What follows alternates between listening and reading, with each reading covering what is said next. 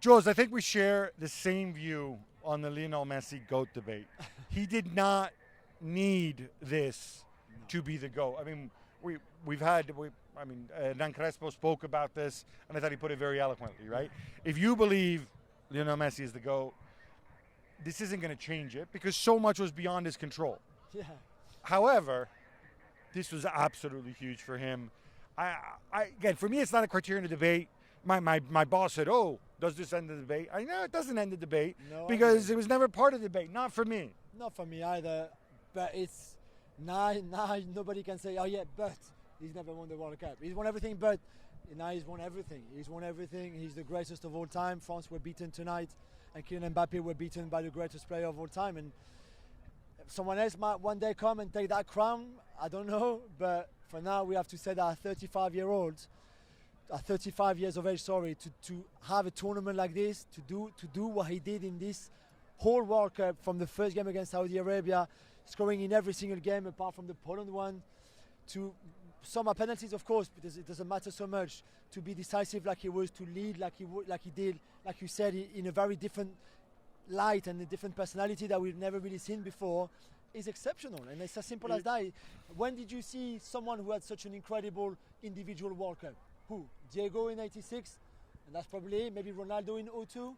Brazilian Ronaldo? Yeah, he was pretty special. Yeah, but you know what I mean? No, it don't happen often. No, it doesn't happen often. And it was interesting. We got some insight in this. I had a chance to spend some time with Messi's biographer, who kind of outlined the time, the moment that the switch was flipped, if you will.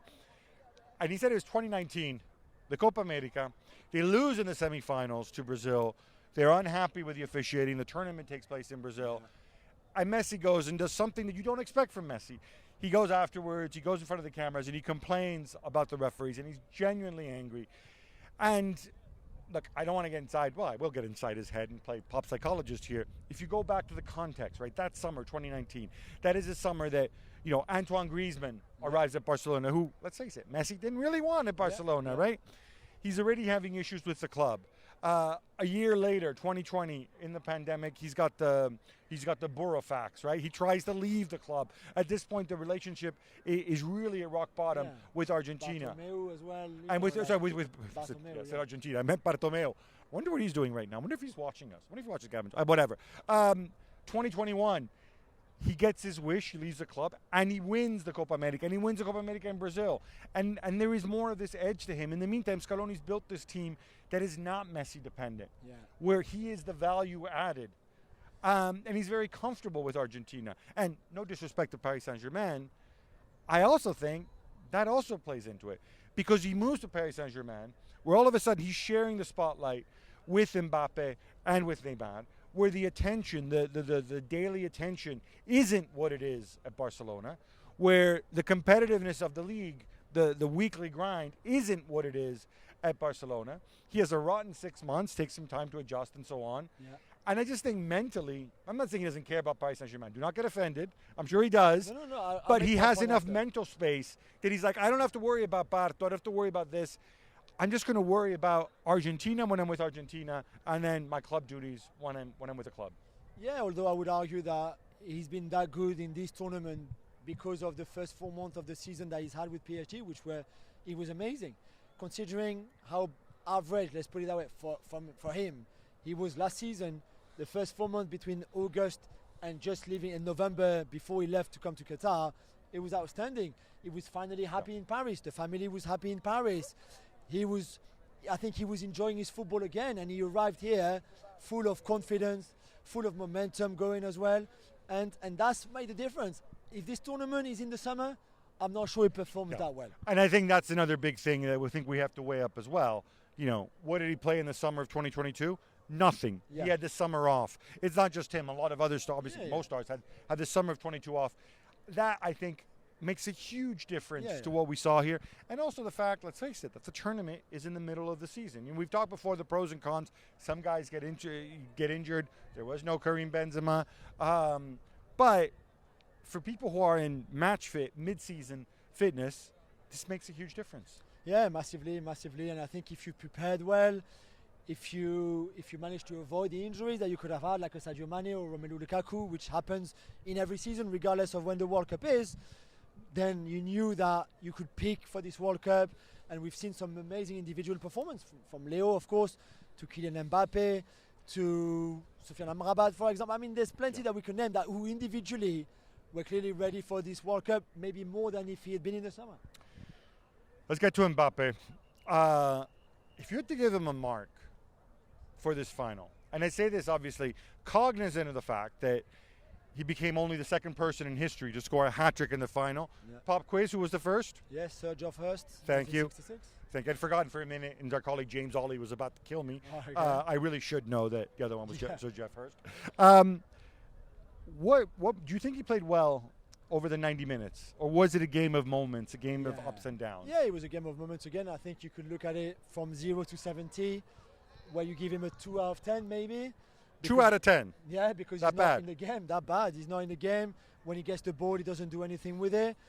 He moves centrally, which we know is not too keen. And it's only really when they move to a 4-4-2 or 4-2-4, as you said earlier, and he played up front with Colomani, and you had Thuram on one side and you had Coman on the other side, that then he gets into the game. The first shot is for him. He goes over the bar, but you think, okay, now he's getting in the groove. Then there's that penalty.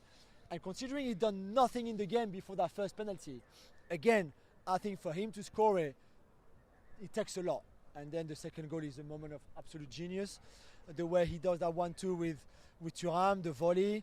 And then I think after that, he's unstoppable. And I think after that, Argentina struggled to keep him quiet. He's everywhere. He's trying hard. For example, there's the one right at the end when he's on the left-hand side and he goes inside and he should shoot and he takes an extra touch. And I'm shouting from the stand, shoot, tire, Kylian, tire. So he could have even, I think, done better things. But then if I mark him from 70 to 120, I give him 9 out of 10. So what? So the average is what, 5.5? Yeah. Because like this is the thing that gets me, right?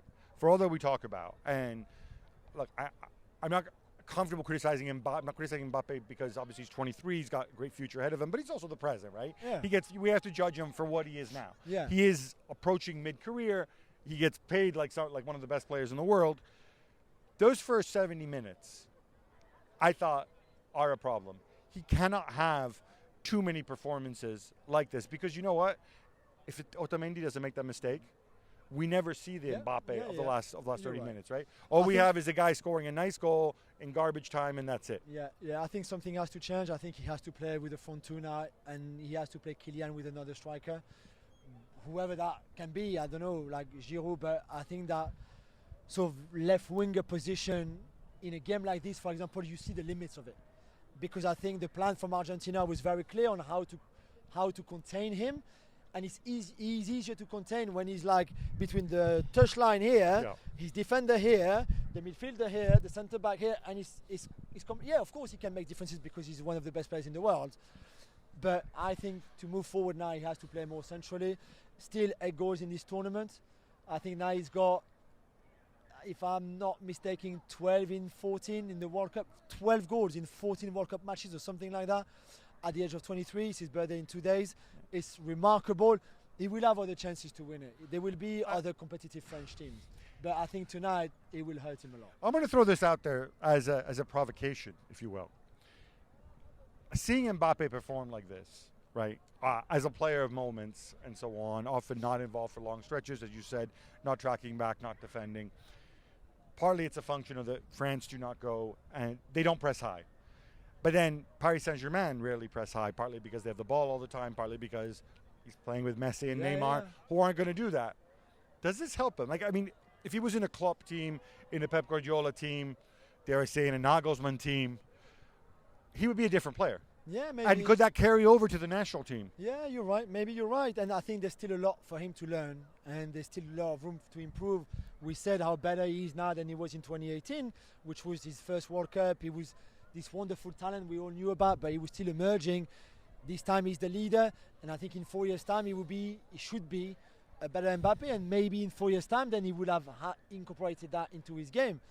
But I mean, Messi scored 2 goals tonight, and apart from that, he's involved in the counter attack for the Di Maria goal, but very early on, it's a good flick towards Alvarez, but it's still very early on. Yeah. And apart from that, there's not much from him either. So you see what I mean?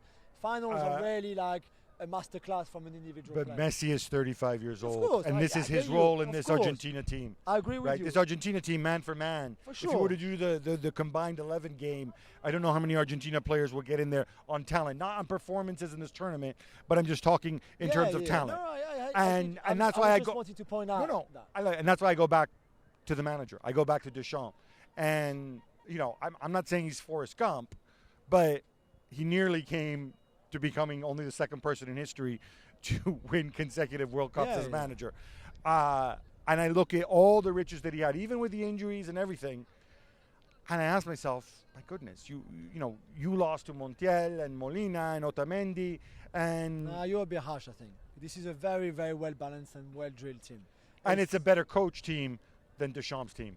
I'm sorry. I don't know if that's true. I don't think Argentina are better coach than France. It's just that for the first hour they were much better. When you play better, there's no shame to lose against a better team than you.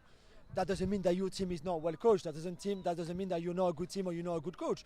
Sometimes you fall against a much better side than you, and certainly for the first 45 minutes, Argentina were much better than France in every compartment. Okay, so Jules, not one of those France fans who reacts by going and blaming the manager, no, it's not that. Which is fine. He had flaws, and that's not what I'm saying. I go back to the England game as well, for example, for another situation where, again, I look at, obviously England are much more in terms of talent, they're on a par with France, but that is a game that they could have easily lost. Yeah, as well. Yeah. This, as we always say, fine margins, and I think tonight for the first hour there was no fine margins. And after that, when France came back, you saw the fine margins that the Colomani chance, the one that Argentina have before. There's a couple of good crosses. It could have gone either way, even before the pens. Thanks so much for watching ESPN on YouTube. And for more sports highlights and analysis, be sure to download the ESPN app. And for premium content and live streaming, subscribe to ESPN Plus.